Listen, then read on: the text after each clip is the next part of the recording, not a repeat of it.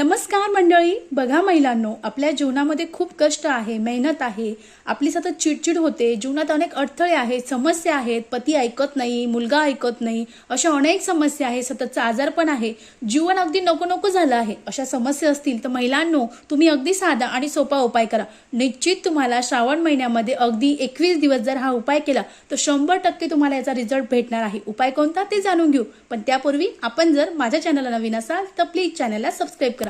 बघा मंडळी, जीवनात अनेक कष्ट आहे, दारिद्र्य आहे, दुःख आहे, खूप काही उपाय करतो पण तरी देखील आमची त्यातून सुटका होत नाही. तर तुम्हाला अगदी साधा आणि सोपा, अगदी 2 मिनिटात होणारी ही सेवा करायची आहे.